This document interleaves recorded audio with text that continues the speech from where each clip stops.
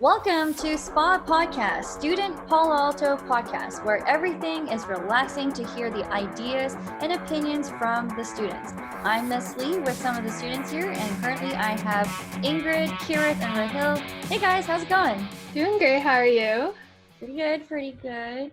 So let's start off with some of our, students right now. And so Ingrid, since you just spoke up a little bit, would you mind introducing yourself first? How's it going? I am Ingrid, and I am a rising junior. Hey everyone, my name is Kirith, and I'm going to be an 8th grader. Hey guys, I'm Rahil, and I'm an incoming 9th grader. All right, so as you can see, we have different grades going on here, and I think it's very important that we hear all different types of students from anywhere, and we are more than happy to have any future guests later on in our podcast, but this is for the students to talk about any topics that's going on freely a bit with a bit of structure, right? So for today's topic, we are discussing and talking about the whole Disney future transformation about the Princess and the Frog. So what's happening is that Splash Mountain is actually being remodeled into a whole different theme. It's going to be modeled after The Princess and the Frog, the recent 2015 film that just got released. It's picking up right after the final scene, after the final kiss in the Bayou, and it's going to have guests follow along Tiana and Louis the alligator, and they're going to go prepare for the first ever Mardi Gras performance. And it's going to also include tons of amazing music from the film. Okay, yeah, the music for sure. It's very different type of, from all the other Disney movies. I would say the music style, right? It's very exciting, very fun. So I guess then, like, why are they kind of changing it? Like, what's the reason behind it? Imagineers, the workers at Disneyland, have actually been preparing to change Splash Mountain's theme for around 5 years already, ever since the film first came out. And they just decided to speed up the process now because of the whole recent current events going on, Black Lives Matter, and they just want it to stay updated with the current events in everyone's lives. Interesting, very interesting. And so, like, Kirith and Rahil, did you guys know about it, like the whole incident that Ingrid just mentioned? Yeah, I did hear about that. That was pretty interesting. It was interesting, huh? Okay. And Kirith, what about you? Like, you heard it also before? Yes, I did hear about it, and I was actually very excited because I really do love that film, The Princess and the Frog. Okay. So it looks like everyone is aware of, like, the whole incident and the issue. So, like, how, I guess, how are they really, like, do they really, I guess, like, calculate the space already, and they've been just planning it, like you said, right, Ingrid? And they've been planning to change Splash Mountain's area, not necessarily expanding it into more land. Interesting. All right. And then, like, Rahil, like, I know you were, I think, discussing earlier before about, like, space, the space-wise in Disneyland. So what do you think? The Disneyland in total has around 100 acres, all of which is entirely covered by rides, restaurants, and even stores and exhibitions that you can always go and see. So in total at Los Angeles Disneyland, it totals up to 100 acres. Wow. Interesting. And I think, like, with all that space, even for Disneyland, and, especially through this whole COVID-19, everyone, right? Like, we don't even know how things are going to be reopening, because I'm pretty sure you guys saw the latest update where for California, we're kind of back to, like, closing everything again, right? So it was kind of sad because we barely opened anything, and here we are coming back at where it's, like, closing stuff again. So yeah, I see that people are working on changing when there's time to change it, I guess, without the people being there. So maybe, Ingrid, right, this might be the perfect time to change up the park, I guess, right? Yeah, absolutely. A lot of the parks actually worldwide are open. The only one which actually currently isn't open is Anaheim. However, I do believe either Hong Kong Disneyland or Shanghai Disneyland, correct me if I'm wrong, they actually just closed today. Oh wow. Okay, so everywhere else was open, you're saying, and then it's just, you know, interesting, interesting. So I guess like how are people then like responding to this change? Because I believe the ride or that ride particularly is actually significantly like historical for the theme park, right?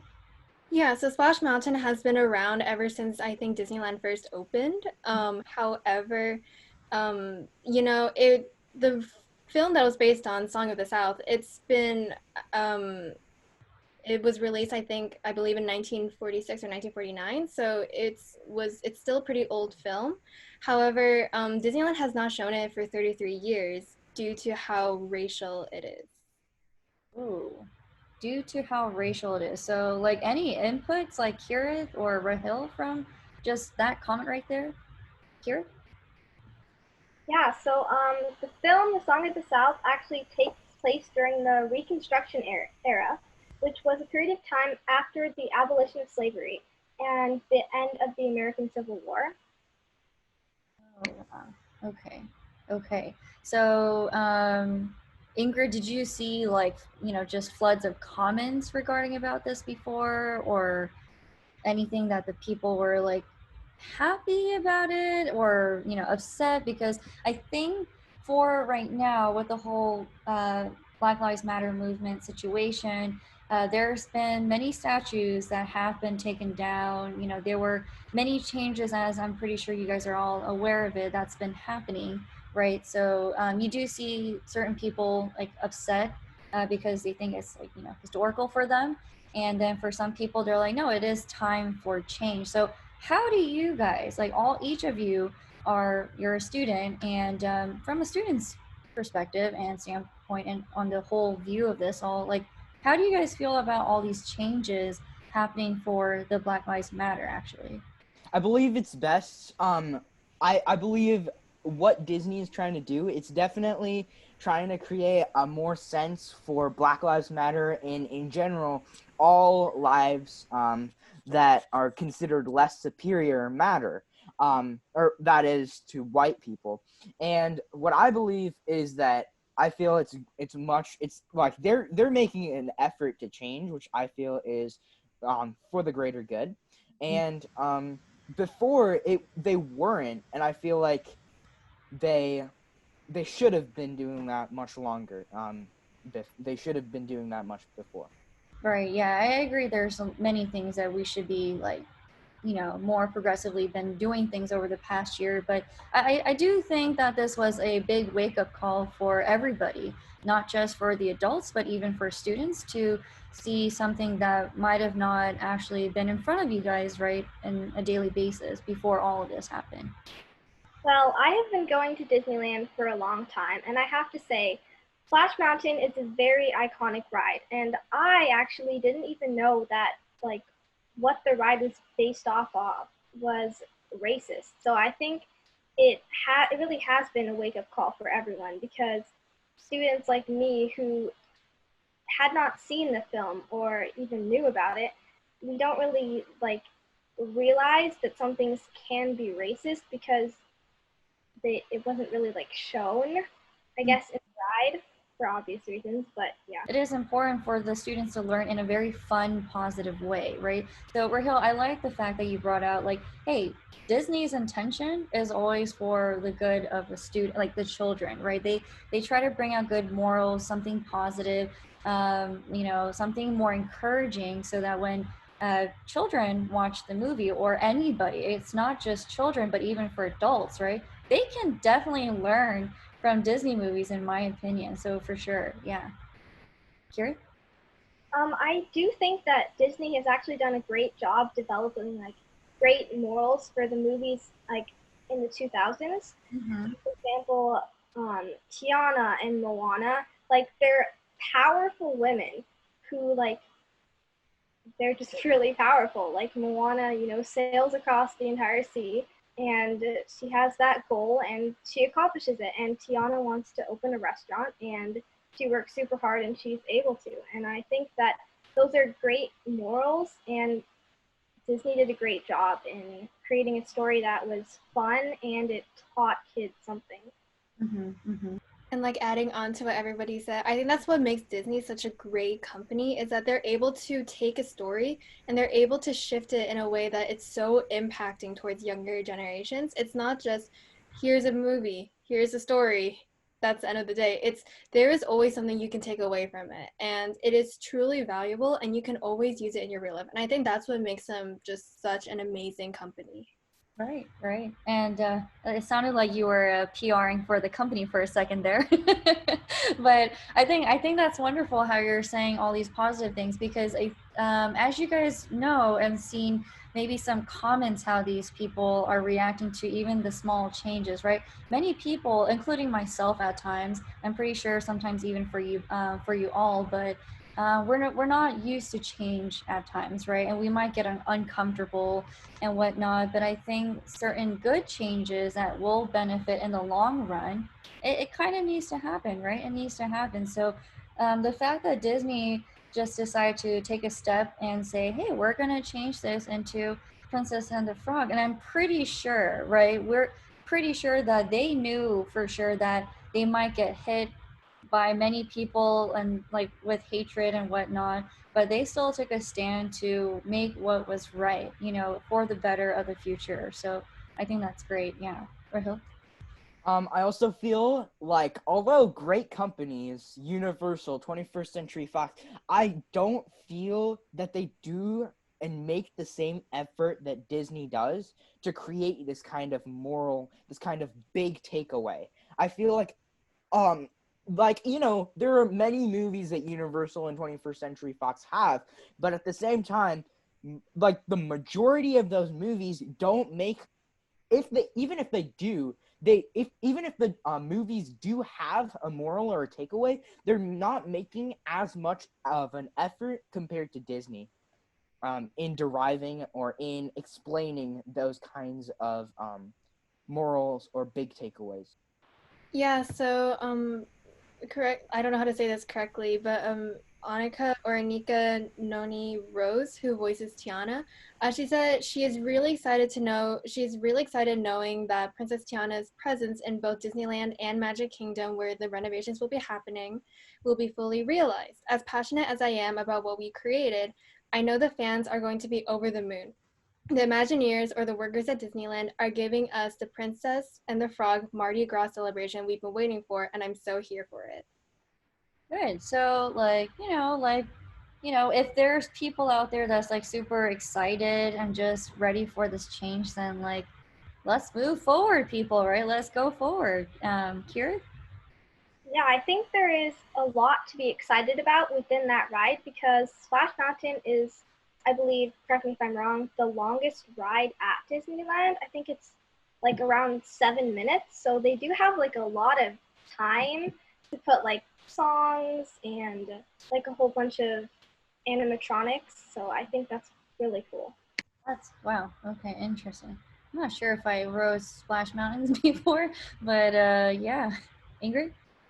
And I think also something that fueled it was that people are always saying, Imagineers always ask themselves, how can we build upon or elevate the experience and tell a fresh, relevant story? And in this case, I do believe that changing this ride, as sad as it is to see a part of the original history of Disneyland go, I think it's also very influential that also guests can be inspired by Tiana's story and also be able to connect with a woman who is so empowering, especially in her movie, how she's always fighting for her dream. She's working like 3 jobs just to get her own restaurant. I think that is something so valuable that you can't get anywhere.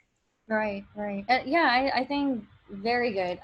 It's very nice how in the story she does work really hard day and night, right? Like that's literally how the movie starts off with, and it shows like how there is no rest, there is no break for this person, and there's people out there who work like that, right? Not just women, but even men, like or any type of race or ethnicity out there. It's just there's people who work day and night to fulfill their dreams and goals in life. And I think it is a very encouraging story for even adults. Like adults are always trying to figure out how to balance their lives. Same thing for all you guys, right? As students, you're also understanding like, what do we do with life, right? And that'll be another topic I'm pretty sure you guys will be excited to talk about, like what to do with life. But she kind of shows how she's calm, positive, and nothing's stopping in her way, right? Even like those people that try to like sell the place to another person or something. I remember that happening in the story, but everything in the end, yes, worked out magically. And sure, some people might be like, oh, that's only in the fairy tale. Oh, that's only like Disney movies. But I don't think it's just fairy tale. You know, I really do believe when people work hard and you show it, it shows. And some people will believe in you and they will actually personally like invest in you as well, right? So I think it's a very good ride to change into. And with that said, I think even the history of Splash Mountain will not be forgotten. If anything, it is going to be even more so be part of the history, and people will probably look into it more, you know, even kids later in the future. Ingrid? And just a really quick fun fact, there's actually still only going to be one Splash Mountain available, and that's actually going to be in Tokyo Disneyland. So if you ever want to go back to the original ride, just fly over to Tokyo, go to Disneyland there, and you can always relieve the ride. Oh wow, did not know. So like you guys are like Disneyland masters, prodigies, obviously, because I don't actually know what's out there. You know what I mean? Like I don't think I was so caught up with figuring out, oh, is there like Disneyland or Disney worlds like around the world, I guess. But just hearing it from you guys, like it's very inspiring to know the fact that you guys already know what's out there in the other countries for their Disneyland like theme parks, right? I've seen pictures, but didn't know that there's like repeated rides maybe throughout the world. So I think this is great, very great. So this is awesome how you guys being very positive about the whole future process for the Princess and the Frog and the Disneyland theme park. I think it's great. And thanks for joining the podcast, everyone. And it's a lot of fun to hear your comments and just hearing from what you guys are also like into these days, you know, just like what you're wanting to fight for or just support for and all of that. So this is what this podcast channel is about. So stay tuned for more for the Spa podcast with the Student Palo Alto podcast, everybody. All right. Take care, everyone.